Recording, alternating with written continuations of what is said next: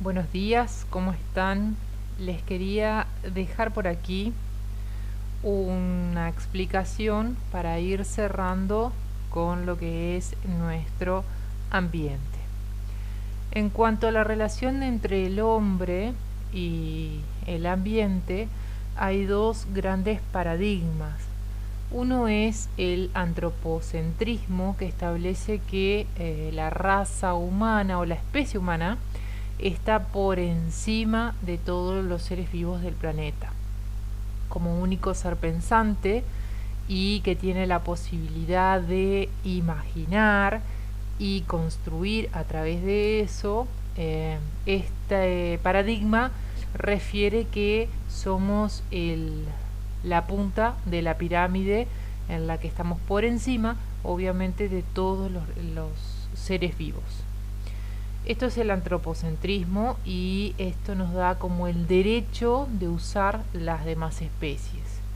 El segundo paradigma que les voy a describir es el biocentrismo, donde esta relación es circular y fíjense que nosotros estamos dentro de este gran círculo de especies como uno más. Es decir, no está la especie humana por encima, sino dentro de este círculo de especies. ¿Cuáles son los hechos desfavorables para esta? Si nosotros correspondemos a este paradigma, no podríamos utilizar como hacemos las especies de vegetales y de animales, y tampoco tendríamos el derecho de ser igual a ellas, de por ejemplo consumir medicamentos para matar las bacterias que nos provocan alguna enfermedad, porque esas bacterias que están ahí en la gráfica tendrían el mismo sentido que nuestra existencia. ¿Qué corriente sería la más interesante a seguir? Un antropocentrismo pero moderado, es decir, usar coherentemente nuestros recursos naturales para nuestra supervivencia, pero no dejar de ponernos en la punta de la pirámide para hacer uso y desuso de el resto de los seres vivos, sin considerar que también tienen el mismo derecho, ¿sí?, a estar. Cuando vimos con ustedes los problemas ambientales globales, hablamos de la pérdida de biodiversidad, que habló Antonella y Malvina. Esto establece que lo que hemos perdido, ¿sí?, como no las especies solamente como sí, sino las que dependen de ella. Hablamos de que cada especie tiene parásitos, tiene relaciones específicas, ¿sí?, que se pierden al perder una única especie. Éticamente, todas las formas de vida tienen derecho a seguir vivas. Económicamente, todas las especies tienen un potencial uso. Ecológicamente, cada especie cumple un rol y función dentro del ecosistema. Eso es un antropocentrismo moderado. ¿Por qué se extinguen las especies? Las chicas lo explicaron. Es una consecuencia de utilización de ecosistemas por parte nuestra.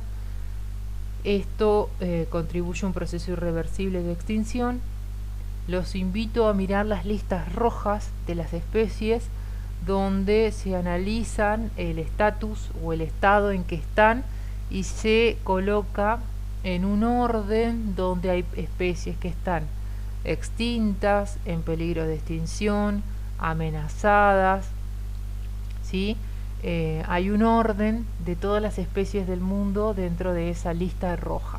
Pueden poner lista roja argentina, ¿sí?, por ejemplo, de nuestra zona el cardenal amarillo o el tordo amarillo, que están en peligro de extinción ambos, porque por la caza, como lo explicaron las chicas, o por la pérdida de los pastizales.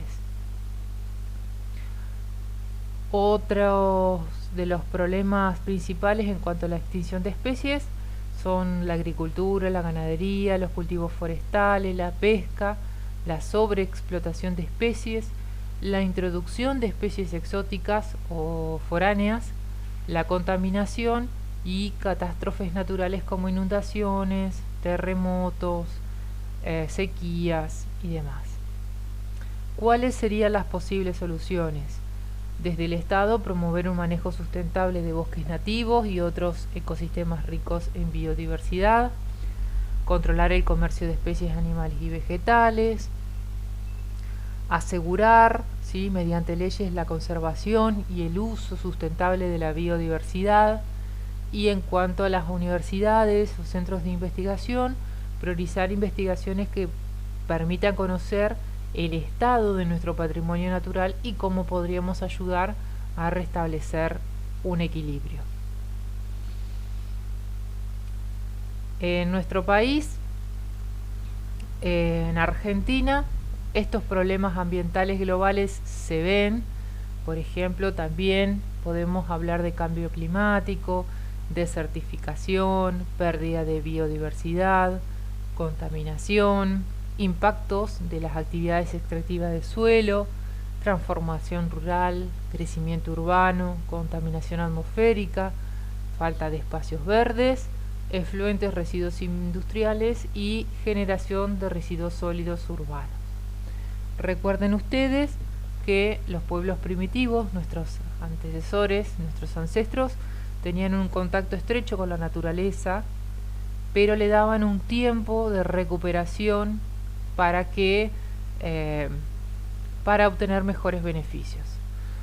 A lo largo de nuestra historia, las poblaciones se hicieron más numerosas, la demanda fue mayor, se usa mejor tecnología para tener una rápida producción, y eso es lo que trajo justamente la problemática ambiental. En la ciudad, obviamente que las especies son reguladas por el hombre, no es un ecosistema cerrado, no, porque no tenemos la capacidad como ciudad de autoabastecernos, necesitamos que ingresen, ¿sí?, materia prima e ingresen productos desde las zonas rurales. Y también tenemos como problema el exceso de desechos tóxicos o como proliferadores de plagas y contaminantes. En cuanto a la degradación de suelo, los problemas más importantes son que al usar demasiado el suelo se vuelven infértiles. La problemática es aumentada con la pérdida del arbolado, ¿sí?, que previene el desgaste. Ahí tienen un terreno que está, ustedes ven que el agua baja por esa calle, eso es porque el suelo perdió su aire, ¿sí?, se quedan como plastificados con tanto uso, se pierde la materia orgánica y el agua corre por esos lechos, ¿sí?, no penetra en el suelo, por lo tanto esos suelos no sirven para cultivar.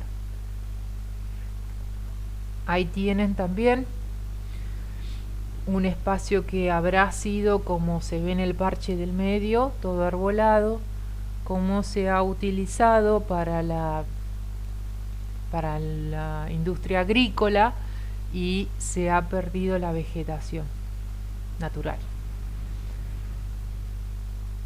En cuanto a la reducción de la biodiversidad, hay especies que son muy sensibles a los cambios impuestos por nosotros, por el hombre, o por caza y captura. Otras especies que están en mayor peligro son las que precisan grandes territorios o tienen hábitos migratorios. Este es el caso del yacaré, que está en los esteros de Liberá, o sea, en la provincia de Corrientes, también hay en Santa Fe. Hoy en día se puede apreciar la presencia justamente de yacarés, por ejemplo, en el Parque Nacional Predelta, que está acá a 200 kilómetros en Diamante, en el Parque Nacional del Palmar, que está a 250 kilómetros, en Ubajay, departamento Colón. Incluso, si ustedes recuerdan, hace unos años se encontraron dentro de lo que es el río Uruguay a la altura de Ibicuí. El yacaré es un depredador máximo, ¿sí? Come varias especies, se alimenta de varias especies, entre ellas los lobitos de río y los dorados. En Corrientes, hace unos 50 años, se los cazaba muchísimo los yacarés por su cuero. Y entonces las poblaciones de dorado y las poblaciones de lobitos se vieron afectadas. ¿Por qué? Porque el lobito de río se alimenta del dorado y el yacaré se alimenta del lobito de río. Al no estar el yacaré, las poblaciones de lobito aumentaron y las poblaciones de dorados empezaron a reducirse, de una manera que estuvieron a punto de desaparecer. El lugar que ocupa el yacaré como depredador tope en la cadena alimentaria o en la red trófica afectó a las especies que está relacionado. Al devolver a Corrientes, al crear el parque Iberá, se prohíbe obviamente que la caza, la pesca. El yacaré vuelve a reproducirse, vuelve a controlar la población de lobitos y vuelve a reestructurarse esta línea con la aparición o con el resurgimiento de los dorados y se restablece el orden. Entonces, cuando hablamos de la reducción de la biodiversidad, no podemos hablar de una especie exclusiva y como tal, sino que también necesitamos pensar que al estar un animal o una planta en peligro de extinción, sus eslabones correspondientes en las redes tróficas también se van a ver afectados. El yaguareté, el máximo felino de Sudamérica, que también está en Corrientes, ¿sí? Estaba en Corrientes, hoy está por una cuestión de que lo están reproduciendo a propósito para volver a liberarlo. Hay un proyecto que es Proyecto Yaguareté, donde ya han tenido algunos cachorros que van a ser liberados, ¿sí? Este es el depredador tope de nuestra Argentina, es el felino más grande. En este mapa que les dejo aquí con color marrón claro están los lugares donde estuvieron en forma histórica u original, y fíjense en la actualidad cómo los sitios donde habita hoy el yaguareté han sido reducidos.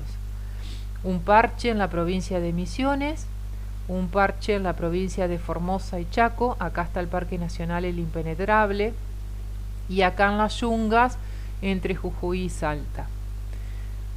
Si ustedes se imaginan que el yaguareté se reproducía en toda esta zona, encontraba con quién reproducirse y encontraba con qué alimentarse.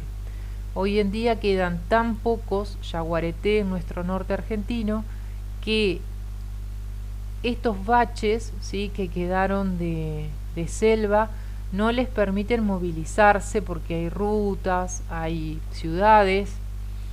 Entonces no pueden movilizarse de un lugar al otro para encontrar e intercambiar material genético, para encontrar apenas una hembra o un macho con el cual reproducirse. Esto es una problemática que hoy está en tratativas. No es fácil reproducir esta especie. Los invito a ver dentro de lo que es la Fundación Relwin Argentina, ¿sí?, cómo están trabajando acá en el medio de una isla, aquí, en el medio de una isla en la provincia de Corrientes, en la Laguna Iberá. En una isla están trabajando para reintroducirlo. Esta es toda área natural, como para que puedan intercambiar genética y así recuperar este felino que necesitamos para recuperar el equilibrio en nuestras especies animales. Otro problema en cuanto a la biodiversidad, como hablamos hoy, con ustedes en la clase anterior, es los exóticos, ¿sí? ¿Qué significa exótico? Una especie nativa es la que está asociada al lugar, está asociada al terreno, a la cantidad de agua, a la temperatura. Exóticos son especies que no son propias del lugar. Invasivo son las especies que no son propias de un lugar, pero a su vez sin que nadie las plante, ¿sí? Se van a ir multiplicando a otras áreas. Esas son invasivas.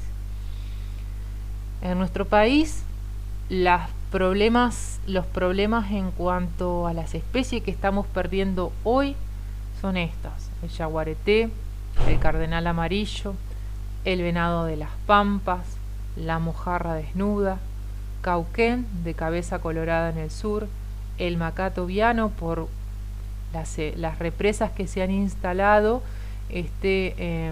Macacito hace sus nidos flotantes, ¿sí? Y con el agua de las represas que sube y baja se les pierden esos nidos. Y la ranita de pehuenche. Esas son las problemáticas hoy, ¿sí? Que se está trabajando con distintos proyectos, ustedes los pueden buscar, ¿sí? Para reestructurar el número de estas especies. Las especies exóticas perturban, desequilibran el ecosistema autóctono, compiten con especies locales y trasladan enfermedades y plagas. Ejemplos de esto es el ciervo axis. Este es introducido, es exótico y sumamente invasor, se desplaza. Fíjense que se alimenta de cualquier cosa, ¿sí? Compitió con nuestro ciervo de los pantanos y le produjo un estado de extinción en nuestra provincia que ya no se ve. El castor en el sur, en la década del 50, introdujeron los castores los hacían reproducir para sacarles el cuero y con ese pelo hacían prendas de vestir. Esa fábrica cierra y esos castores fueron liberados al ambiente de Ushuaia. Imagínense ustedes que fueron traídos del norte, donde el ecosistema era bastante parecido, y al liberarlos, acá no tenemos depredadores de los castores como hay en el norte, que son los lobos y los zorros, y se reprodujeron tanto que hoy hay miles de castores y hacen desastres ambientales porque cortan cauces de agua, bajan árboles que son muy añejos. Esos árboles quedan secos y se producen incendios forestales, ¿sí? Unas graves pérdidas económicas y de patrimonio natural. Se están perdiendo un montón de especies culpa de este bichito del castor. Esta es la acacia negra. Esta la vemos en cualquier lugar que vayamos en Gualeguay, está. También es una exótica invasora, ¿sí? Consume, y donde está la acacia empieza a fallar la vegetación nativa nuestra. Entonces la intención, ¿sí? Como es con los proyectos de recría de algunos animales que están en peligro de extinción, el proyecto para la cuestión de los árboles es plantar árboles nativos. ¿Por qué? Porque mejoran el paisaje, ellas están asociadas con nuestro ambiente desde hace miles de años, entonces soportan perfectamente nuestro clima, recomponen la naturaleza, filtran el polvo. Las especies exóticas son las que acarrean las alergias, por ejemplo, las nativas no. Las nativas infiltran agua al suelo, amortiguan las inundaciones, aportan para contrarrestar lo que es el cambio climático, protegen de viento, lluvias, dan flores, frutos, ¿sí? Que son frutos comestibles. Los árboles nativos tienen aplicaciones medicinales, atraen los pájaros y otras especies autóctonas. Les dejo un mapita aquí que pueden ustedes buscar en cualquier lado, donde van a encontrar, ¿sí? Algunas especies que están conviviendo, ¿sí? Con otras en nuestro país. ¿Dónde puedo buscar información? Si yo voy a visitar un lugar o si voy a dar una clase sobre un lugar en específico, necesito buscar información real. Eso es en las guías de campo, sí, que son libritos que establecen la flora, fauna, incluso a veces traen sobre huellas y rastros de los animales del lugar, folletos de visita, listas, ¿sí? Checklist son listas donde uno va tildando las especies que va encontrando, pero si yo todavía no las reconozco, tengo una lista de especies a verificar, los mapas de especies como el que les mostré recién, y siempre hablar con la gente local que les puede indicar, ¿sí?, dónde se ve, qué se puede ver, ¿sí?, para fomentar lo que es el rescate de nuestro patrimonio natural. Esto es un folleto de la fauna de Córdoba, donde ustedes ven en el mapita que está en el centro, si ustedes se dirigen al norte de Córdoba, qué especies pueden encontrar, si ustedes se dirigen al sur, ¿sí?, o en el centro, ¿sí?, cómo va variando. Siempre información confiable de medios, obviamente, ya validados. Este es un libro excelente, se llama Los que se van, de Juan Carlos Chévez. Él es el fundador de Guirahoga, este refugio de animales silvestres que está en Misiones, que es genial. Él falleció, pero escribió varios libros sobre las especies que están amenazadas en Argentina, los que se van. Hay un libro sobre anfibios, sobre aves, sobre mamíferos, sobre fauna, y hay otro más sobre árboles. Hay listas de especies invasoras que no hay que usar, no hay que plantar ni traer, como por ejemplo este tipo de hierbas. Acá están hongos, crustáceos mamíferos, ¿sí? Hoy tenemos las ardillas en Buenos Aires, o los gecos, ¿sí?, que han sido introducidos y están diseminados por todos lados. El estornino pinto, ¿sí?, que es un ave muy bella, pero no es nuestra y está haciendo desastres ambientales. Anfibios, reptiles, peces, moluscos, como en el video que vimos a principios de año. ¿Recuerdan ustedes el video que vimos de Claudio Bertonati, que hablaba de que hay ciertos moluscos que están extendiéndose de una manera significativa en nuestras costas?